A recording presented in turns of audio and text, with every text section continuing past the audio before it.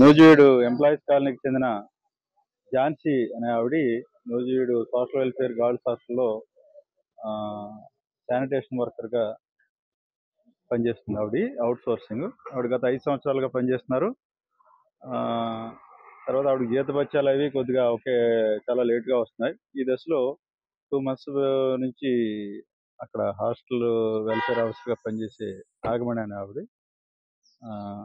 ఉద్యోగంలో కంటిన్యూ చేయడానికి మొదట 1 లక్ష రూపాయలు ఆవిడ డిమాండ్ చేశారు. సో ఇవ్వకపోతే అలౌ చేయని చెప్పి అప్పటి నుంచి ఉద్యోగానికి రానివ్వకుండా 2 months నుంచి ఆపేశారు.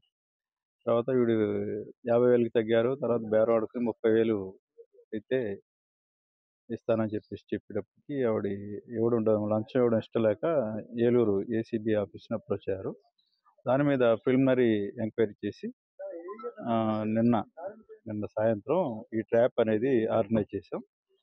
ఆవిడ తన భర్తతో కలిసి నాగమణి హాస్టల్ వెల్ఫేర్ ఆఫీసర్ గారి ఇంటి దగ్గర 30,000 రూపాయలు తీసుకొచ్చి ఆవిడ డిమాండ్ చేసినప్పుడు ఇవ్వడం జరిగింది. ఆ సందర్భంగా ఈ ట్రాప్ అమౌంట్ ఆ బార్డెన్ గారి భర్త చేత్తో తీసుకోవడం, ఇద్దరు కలిసి ఉమ్మడిగా తీసుకోవడంగా రుజువైంది. కెమికల్ టెస్ట్ కూడా చేసాం, పాజిటివ్ రిజల్ట్స్ వచ్చాయి. తర్వాత ఈ టెయింటెడ్ అమౌంట్ కూడా రికవరీ చేయడం జరిగింది. తర్వాత ఇన్వెస్టిగేషన్లో భాగంగా నాగమణి హాస్టల్ వెల్ఫేర్ ఆఫీసర్ని, అదేవిధంగా ఆవిడ భర్తని అరెస్ట్ చేయడం జరిగింది.